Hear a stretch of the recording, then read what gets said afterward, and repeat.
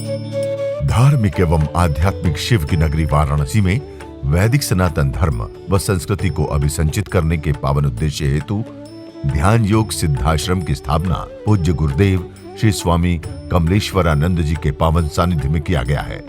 ऋषि मुनियों, साधु महात्माओं, संत मनीषियों की इस पवित्र धरती पर धर्म की स्थापना और लोक कल्याण के लिए हर युग में किसी न किसी रूप में ईश्वर का प्राकट्य होता आया है और पवित्र आत्माओं में ईश्वर का अंश उतरता आया है।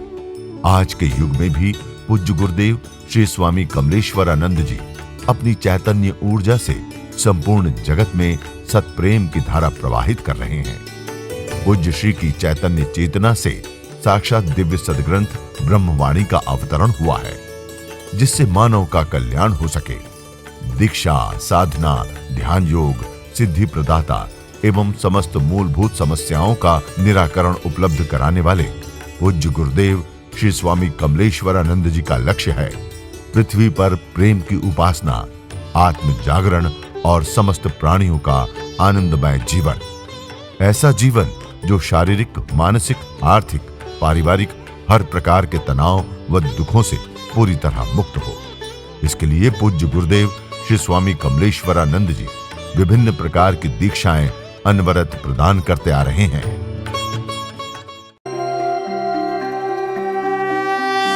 ओम त्र्यंबकं यजामहे सुगंधिं पुष्टिवर्धनम् उर्वारुकमिव बन्धनान् मृत्युर्मुक्षीयमामृतात्। जपूं तेरो नाम, जपूं तेरो नाम, मैं सुबह शाम जपूं तेरो नाम, मैं सुबह शाम जपूं तेरो नाम, जपूं तेरो नाम, जपूं तेरो नाम, जपूं तेरो नाम, जपूं तेरो नाम, मैं सुबह शाम जपूं शिव नाम, मैं सुबह शाम जपूं शिव नाम।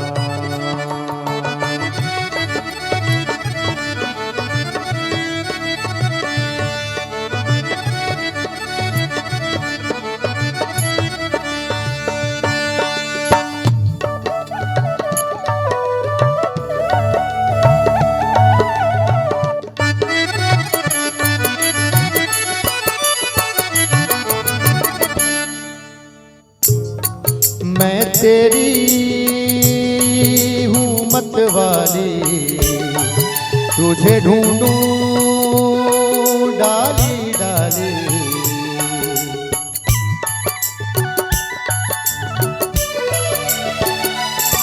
मैं तेरी हूँ मत वाली, तुझे ढूंढूं डाली डाली, मैं तेरी हूँ मत वाली, तुझे ढूंढूं डाली डाली, तेरी सूरत मोहनी वाली, तेरी सूरत मोहनी वाली, कोटि कोटि है तुमको प्रणाम,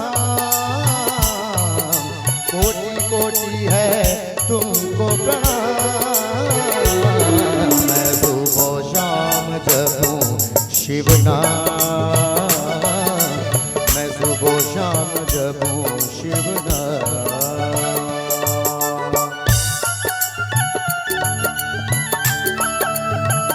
दोनों हाथों से मधुर मधुर तालियां भगवान श्री भोलेनाथ के लिए।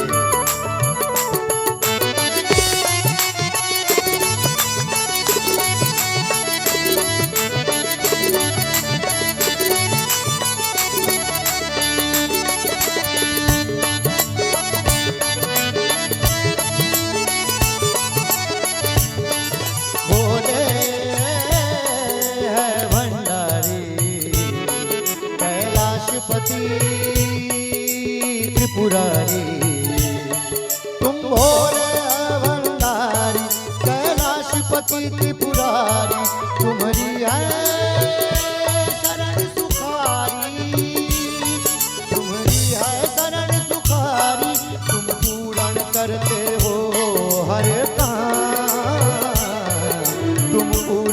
करते हो हर काम, सुबह शाम जपूं तेरा नाम, सुबह शाम जपूं शिव नाम।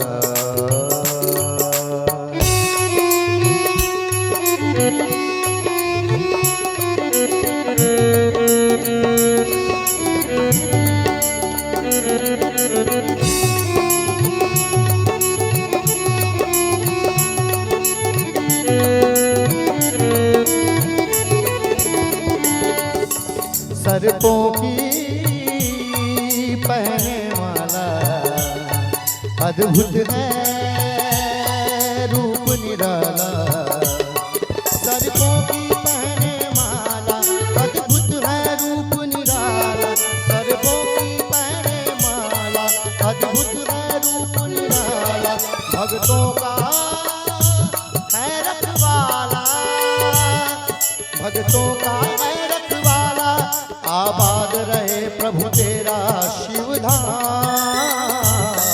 आबाद रहे प्रभु तेरा शिव धाम। सुबह शाम जपूं शिव नाम, मैं सुबह शाम जपूं शिव नाम, जपूं तेरो नाम, जपूं तेरो नाम।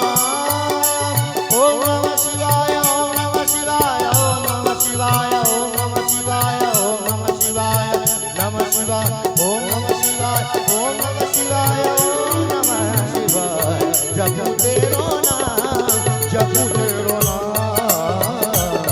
मैं सुबह शाम जपूं तेरो नाम, मैं सुबह शाम जपूं तेरो नाम, मैं सुबह शाम जपूं शिव नाम, मैं सुबह शाम जपूं शिव नाम, मैं सुबह शाम जपूं शिव नाम, मैं सुबह शाम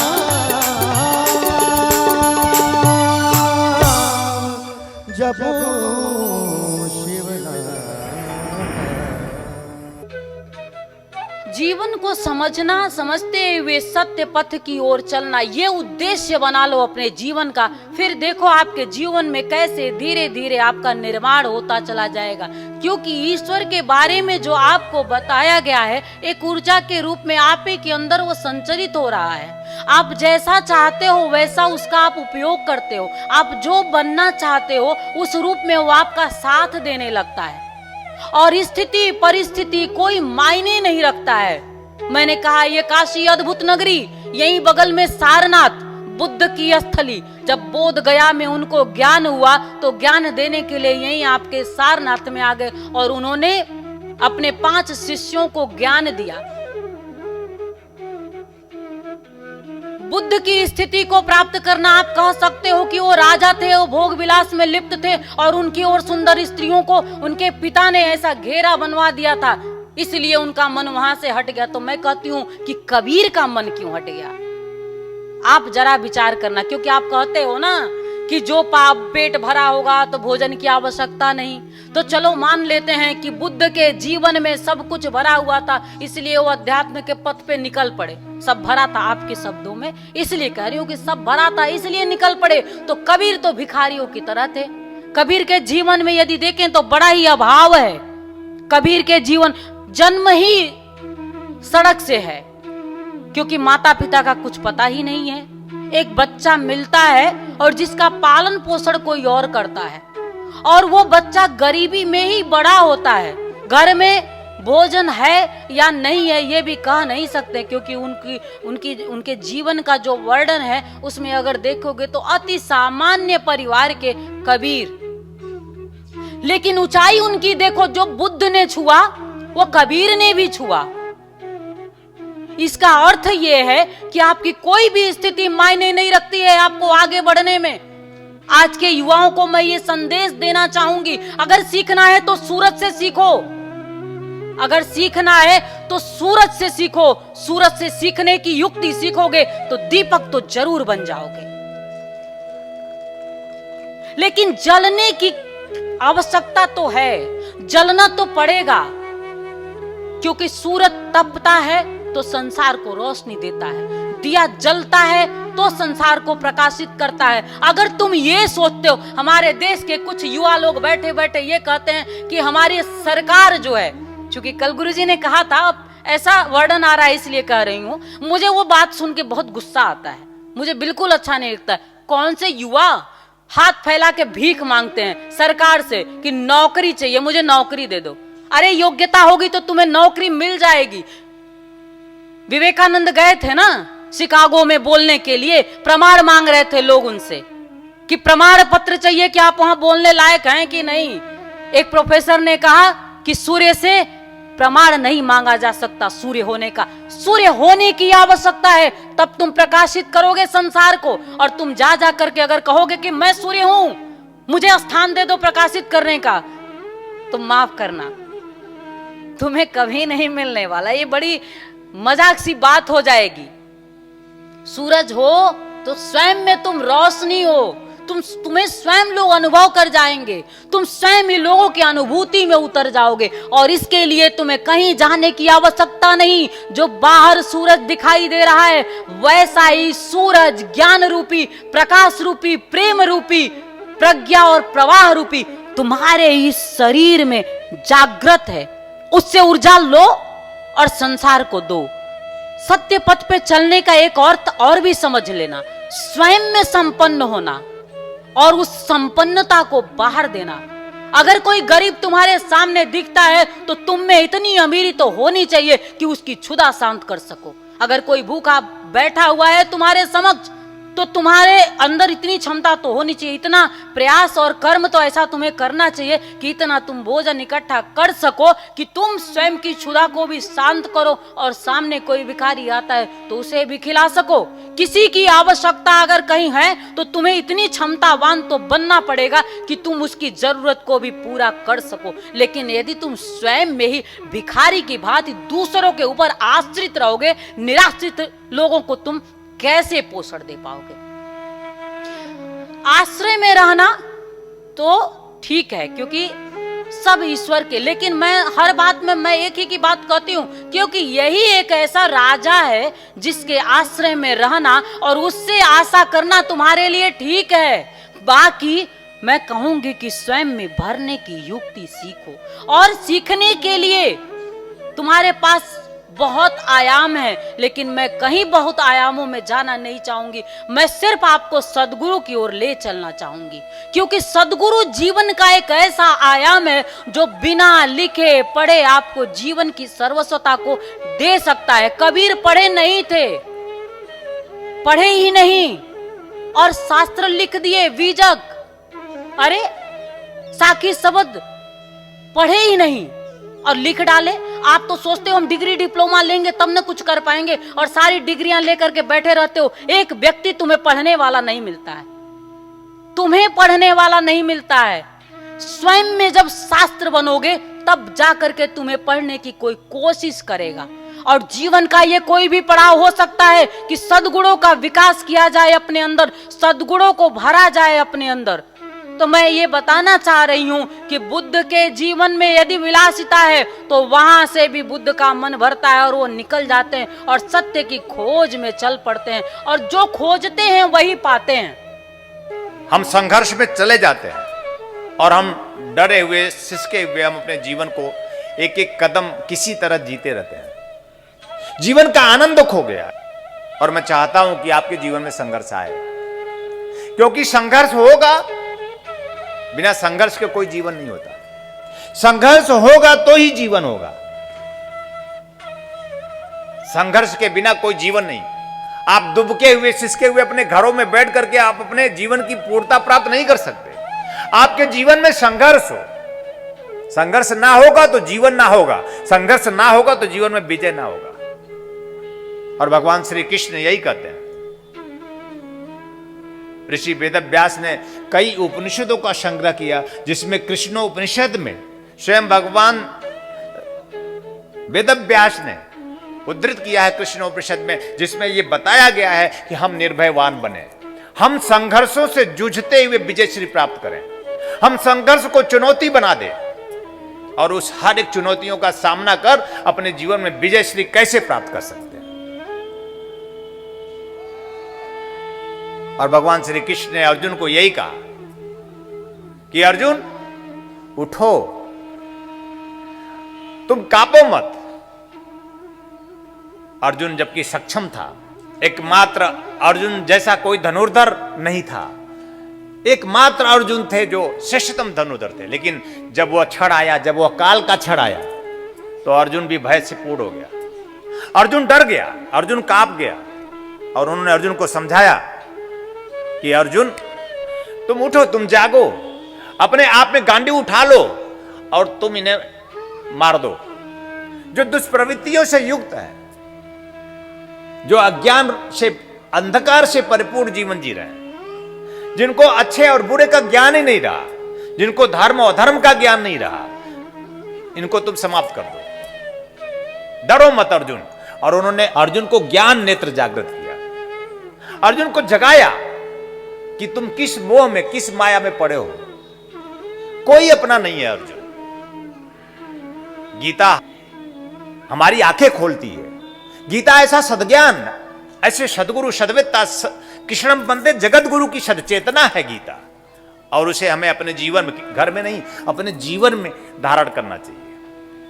अपनी सदचेतना में गीता को हम धारण करें और उसे अपने जीवन में उतारें।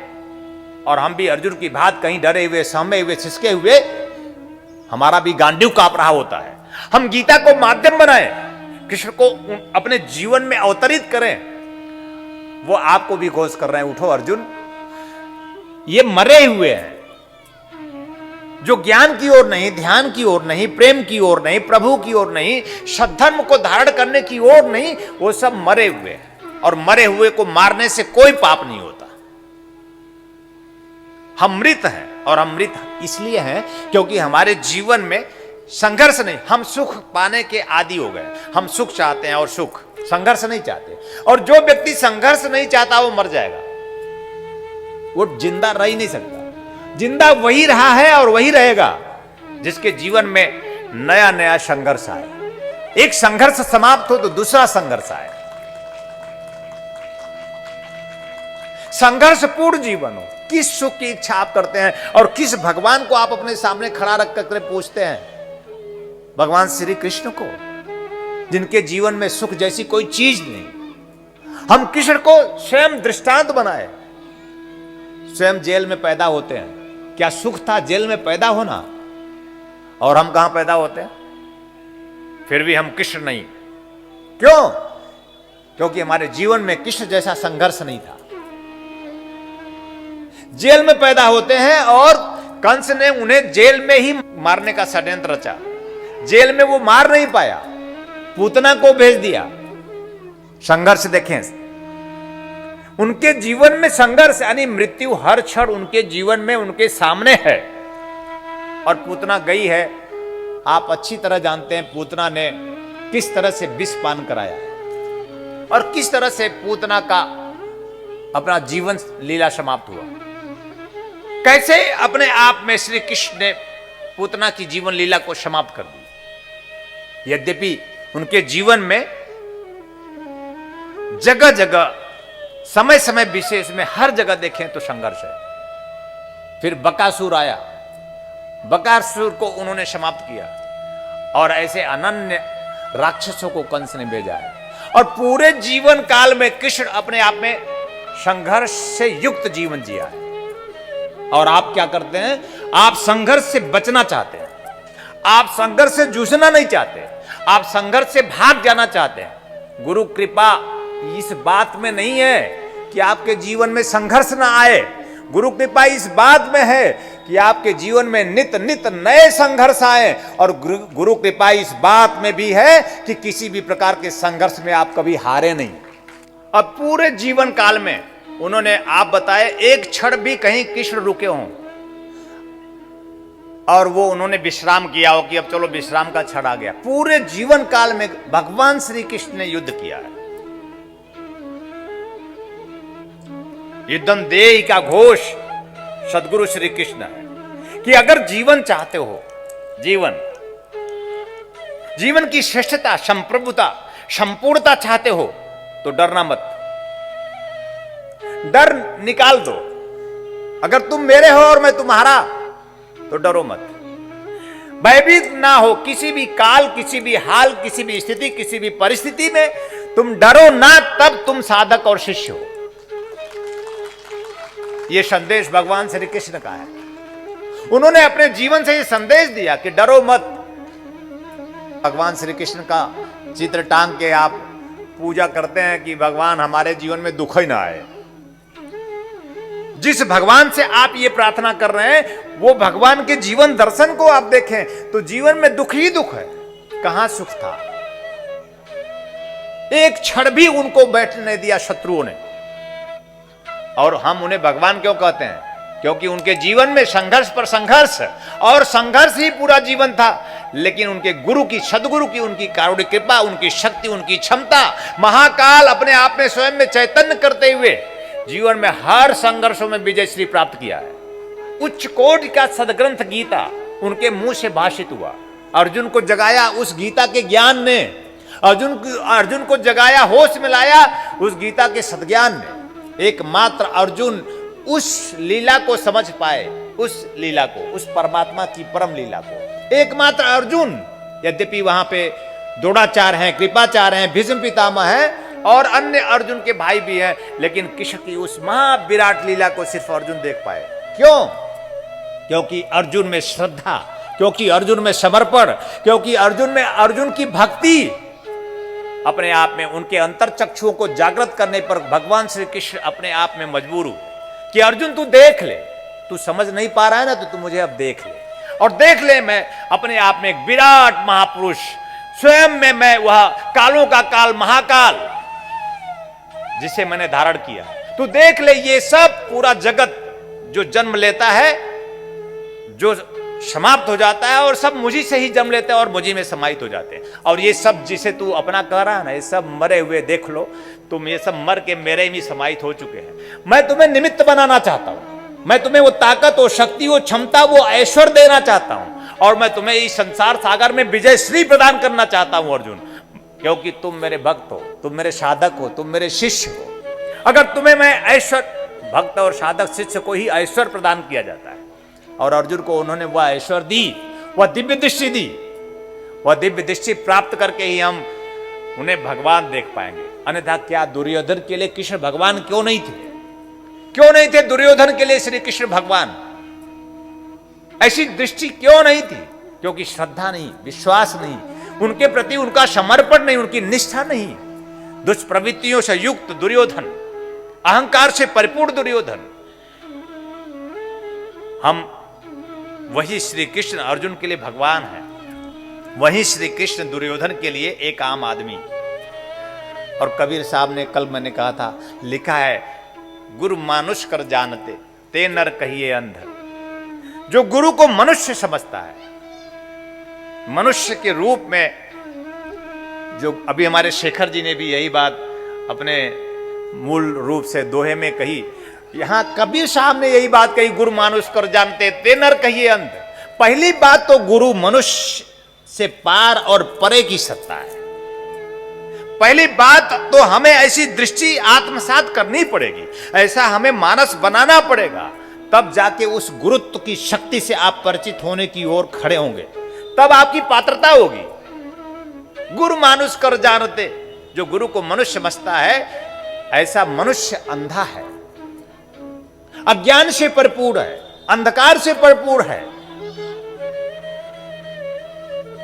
महादुखी संसार में, और इस संसार सागर में वो अज्ञान से परिपूर्ण हो, महादुखी भटकता है। आगे यम के फंद और अंततः मृत्यु तुल्य पीड़ा। यानी संसार के पूरे दुख जो होते हैं उसके जीवन में आते हैं। जो भी दुख है उसका जीवन दुखमय हो जाता है, और अंततः मृत्यु महादुख है।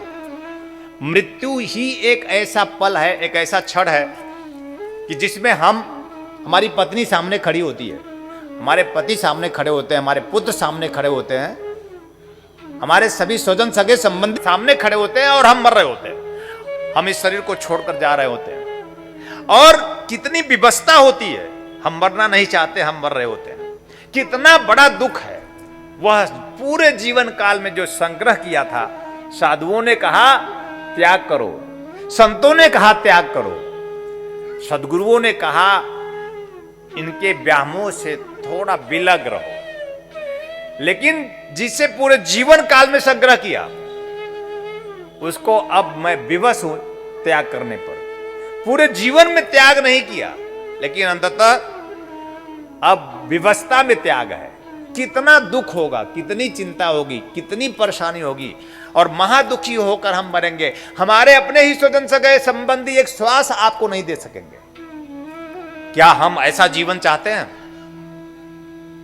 क्या ऐसा ही दुख भरा हम जीवन चाहते हैं? क्या ऐसा ही दुख भरा हम जन्म चाहते हैं फिर से? क्या ऐसा ही दुख भरा हम मृत्यु चाहते हैं? हमें इस जन्म जरा रोग और मृत्यु की पीड़ा से मुक्त होना है गुरुदेव। जहां आप सभी के सहयोग से संस्थान द्वारा विभिन्न पुण्यदायी प्रकल्प संचालित हो रहा है, वहीं समाज को सृजन हेतु पूज्य श्री की चैतन्य चेतना से दिव्य सदग्रंथों का प्रकाशन भी किया जा रहा है। ध्यान योग की निर्मल धारा जन जन में प्रवाहित करने वाले पूज्य गुरुदेव श्री स्वामी कमलेश्वरानंद जी की चेतना का साक्षात्कार दिव्य सदग्रंथ ब्रह्मवाणी एक ऐसी रचना जिसका अवतरण स्वयं हुआ है और जिसकी साक्षी बनने का सौभाग्य मिला सुश्री नम्रता कमलिनी जी को। भावना और भक्ति का अनंत प्रवाह है ब्रह्मवाणी, तप और ज्ञान का अमृत कोश है ब्रह्मवाणी, प्रेम और समर्पण का साकार स्वरूप है ब्रह्मवाणी, आस्था और विश्वास का अनन्य मार्ग है ब्रह्मवाणी। आइए हम सभी ब्रह्मवाणी को जीवन में उतारकर अपनी आत्मा को परमात्मा से एकाकार करें। गुरुदेव एवं सुश्री नम्रता कमलिनी जी द्वारा रचित मानव उपयोगी विभिन्न विषयों पर साधनात्मक रहस्यों से परिपूर्ण और भी पुस्तकें हैं, जैसे श्री गुरु रहस्यम, साधना विधान रहस्यम, गुरु पादुका विधान रहस्यम, यज्ञ विधान रहस्यम, षोडश संस्कार दीक्षा रहस्यम, साधना सामग्री रहस्यम, भीगी पलके, कर लो आसमां मुट्ठी में तथा पूज्य गुरुदेव के दिव्य प्रवचनों भजनों का संग्रह प्राप्त करने और भारतीय संस्कृति की धरोहर गोपनीय रहस्यों से भरपूर जीवन की समस्त समस्याओं का समाधान कराने वाली मासिक पत्रिका निखिल सत्य दर्शन की सदस्यता एवं ध्यान योग जन जागृति सेवा संस्थान के दैविक कार्यों व सेवा प्रकल्पों में सहयोग करने तथा अपने गांव शहर में सत्संग साधना शिविरों एवं कथा आयोजन हेतु संपर्क करें 8108666991, 8108666992, 8108666993, 8108666994, व्हाट्सएप नंबर 8108188488,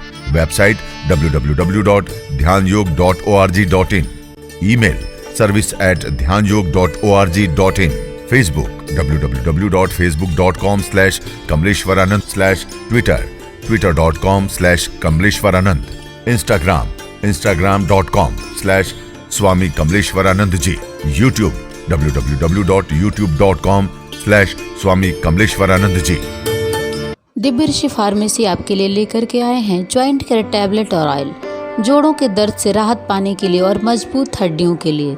इसमें मौजूद प्रोटीन्स तथा विटामिन्स हड्डियों को मजबूती प्रदान करते हैं।